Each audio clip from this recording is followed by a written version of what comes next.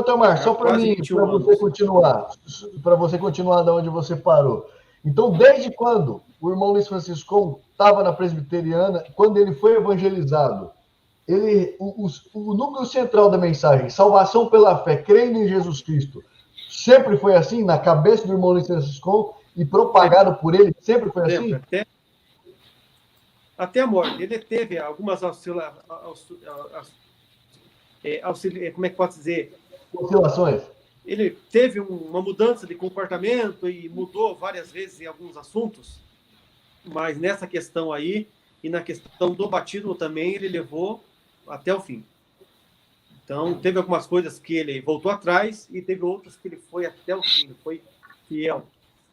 E então, quando ele passa a ser, entre aspas, pentecostal, ele não gostava desse termo, e se for se aprofundar de fato, esse termo pentecostal não é um termo mais correto, o termo que hoje é conhecido. Quando ele tem esse envolvimento pessoal lá, o Azusa, que tinha a sua extensão lá em Chicago, existe também um grande da Rússia para a igreja cristina lá filial em Chicago. Por quê?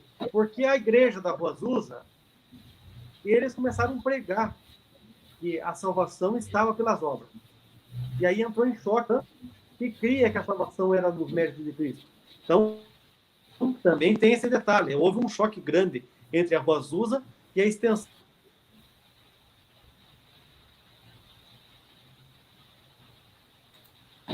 Irmão Itamar, acho que está falhando a sua conexão aí.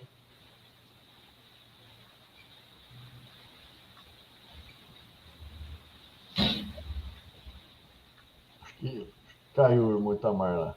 Vamos pôr você para falar um pouco aqui, irmão William. Se apresente, por favor, para as pessoas que estão na live. Você chegou e estava ajustando algumas coisas aí. Foi uma surpresa, tá, pessoal? O irmão William, na verdade, tinha uma live agendada junto com o irmão Itamar. Ele ia fazer uma live com o irmão Itamar e depois o irmão Itamar viria participar conosco aqui. Só que aí, infelizmente, por problemas técnicos, felizmente, né, eu tive o prazer de conhecer também o irmão William. E o irmão William também pode compartilhar conosco parte da sua experiência, se o irmão sentir verdade total. Parte da experiência, tendo em vista que ele foi cooperador, ele foi ancião, né, e ele tentou ali também, de alguma forma, contribuir ali na congregação, mas infelizmente também não foi possível, né? E, enfim, conta um pouco da sua história para nós, meu irmão. Vamos lá, saudações a todos, com o maior prazer estar aqui convosco. Essa honra aconteceu por acaso, mas é uma honra, graças a Deus, né? Estamos juntos. Queridos, é o seguinte, esse caso, essa história longa, né? Sobre mim, vou me apresentar sobre mim. Eu estive no ministério mais de 30 anos, fui 10 anos cooperador, 17 anos ancião, 4 anos cooperador de jovens, a vida inteira, quando os meus pais nasceram. Meus avós já serviam a Deus, já estavam no ministério também. E na verdade, irmãos,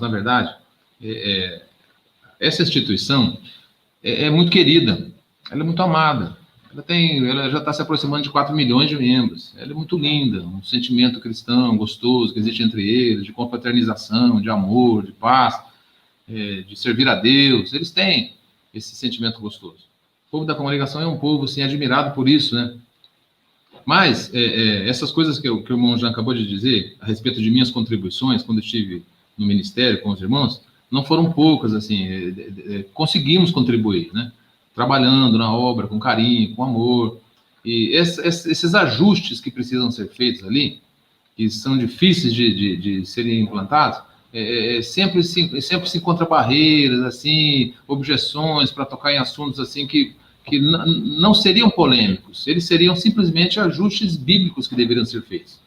É só voltar ao começo, voltar à origem, porque tudo isso que está sendo falado do irmão Luiz Franciscão aqui, seria já a maior contribuição de uma pessoa que faleceu em 1964. No mesmo dia que ele batizou, ele faleceu, 7 de setembro de 64. Então, esse irmão, continuando aí no assunto dele, só para vocês terem uma ideia, a congregação aqui no Brasil já estava evoluindo, crescendo, com templos em diversos estados do país, e ele estava atendendo convenções internacionais nos Estados Unidos, na Itália, sabe? Ele tinha acesso àquela movimentação de amor, de ir e vir. Ele não foi só fundador, co-participante da fundação da congregação cristã no Brasil, mas da Assembleia Cristã na Argentina, da congregação cristã pentecostal na Itália, da Assembleia de Deus italiana, da congregação cristã de Chicago, que está lá até hoje. Ela não tem nenhuma submissão à sede brasileira. Eles têm a sede própria, são eles ali quietinhos. Eu não sei se eles têm filiais ali, expansões dentro dos Estados Unidos, não sei. Mas agora há pouco eu ouvi umas falas aqui do irmão Jean a respeito de que os americanos não sabem dessas histórias, desses primórdios. Isso é muito importante ser divulgado nesse momento aqui. Essa live vai ter muita utilidade, porque as pessoas, às vezes, querem ajudar e são maltratadas por quererem ajudar. Falam a verdade e aí cumpre aquela palavra lá, por acaso eu me fiz inimigo de vocês só porque eu estou falando a verdade? Assim disse o apóstolo Paulo aos Gálatas, né? Então, essas coisas devem ser compreendidas, porque as pessoas que estão lá se dizem assim, tão revestidas de amor, de sentimento de prestação de serviço a Deus, servir a Deus com carinho. O que custa saber verdades das suas próprias origens? Aquele histórico, aquele livretinho que o irmão Itamar está mostrando aí, ele é bem resumido, ele é bem brevezinho. Poucas folhazinhas ali acabam. Só as partes principais. Mas tem muita história. Eu não imaginava que elas fossem tão bem documentadas, porque até então o que eu tinha nas minhas mãos era aquilo. E depois eu soube que o irmão Francisco foi uma figura ilustre. Existem compêndios, obras extensas que falam dele, dos seus companheiros, das suas viagens, porque o momento que eles participaram ali, que é chamado do movimento pentecostal americano, das comunidades italianas, tal, mesmo que ele não gostava do termo pentecostal, mas eu não sabia disso, eu só estou repetindo o que o irmão Itamar acabou de falar. Foi um momento assim histórico para as igrejas evangélicas americanas e para os evangélicos que estavam, assim, de certa forma, sendo assediados pelo movimento e saindo de igrejas tradicionais, como batistas, presbiterianos, e até hoje, se você for olhar, a comunidade da congregação cristã no Brasil é formada de evangélicos de muitas denominações que deixam suas denominações e vão para lá, né? Então esse avivamento trouxe assim muito interesse, abriu muitos corações de deixarem aquele culto tradicional, o ato de frequentar uma igreja tradicional que se baseia assim na Bíblia Sagrada, com ensinamentos são igrejas respeitadíssimas, a respeitadíssima igreja presbiteriana, a respeitadíssima igreja batista. São pessoas comprometidas, altamente comprometidas com o evangelho, mas que não focam em falar em línguas, visões, revelações, profecias. E quando isso começou a acontecer, no movimento pentecostal, como assim é chamado pelos americanos, e nos livros são chamados até hoje, nasce a congregação, nasce a Assembleia Cristã, aliás, nasce a Assembleia Cristã, que o irmão Francisco era missionário dela.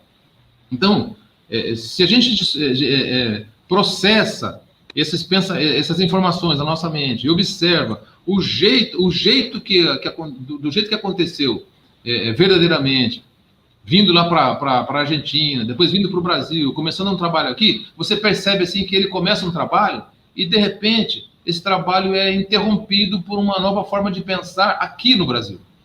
O povo brasileiro, muitos até hoje, desses milhões de membros, não sonham que o irmão Francisco, por exemplo, congregava em outras denominações, porque isso é inadmissível para uma igreja que se acha exclusiva, detentora da salvação, sabe? Que é uma coisa muito grave, ser exclusivista, né? Não imagina, por exemplo, que a permissão de absorver membros de outras igrejas, nas igrejas fundadas por ele, em outros países, não tinha necessidade de se batizar de novo. E o ministério da entidade aqui no Brasil sabe disso, e soube disso na época, os presidentes sabiam disso. Como você sabe disso? Porque temos documentos. O irmão Itamar tem os documentos que mostram esses trâmites, essas informações fluindo, e irmãos do Brasil que indo para lá, querendo rebatizar pessoas, sendo repreendidos. Então são coisas assim que compensa falar, sabe? Compensa É porque pensar. a congregação ela acabou, ela criou um sistema que ela quer ter domínio sobre as almas, né? Ela quer ter domínio e poder e cercar de todo jeito.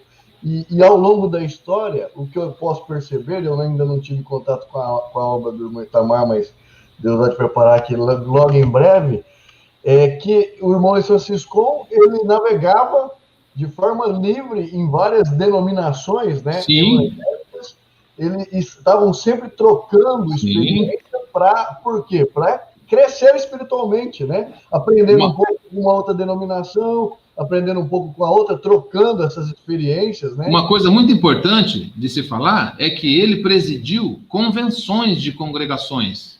Por quê? Porque, na verdade, perdoa, mano, Itamar, eu falar isso aqui, ele tinha simpatia pelo a forma de governo de igreja congregacional, pelo método congregacional. Então, eles se reuniam em convenções. Isso é maravilhoso, isso, irmãos. As igrejas eram autônomas, tinham liberdade de ir e vir, de fazer seus trabalhos, elas eram diferentes nas suas liturgias. E eles se reuniam numa convenção, e o irmão Francisco sentava na cadeira junto com os presidentes, e ali eles trocavam informações, criavam tópicos, os tópicos do ponto de doutrina foram criados em convenções, sabe? Então, isso é muito maravilhoso, sabe? Isso é muito maravilhoso. Isso descentraliza, esse negócio de descentralizar é bom, porque cada um respira o seu próprio ar, sua própria cultura, o seu regionalismo, e o evangelho é preservado, de tal forma que as almas se salvam, sendo como elas são nas suas regiões, onde elas habitam, onde elas vivem, e não são obrigadas a passar por mudanças estapafúrdias para se encaixar num modelo, num clichê, sabe? Os sinais estão se cumprindo e a cada dia estão mais claros.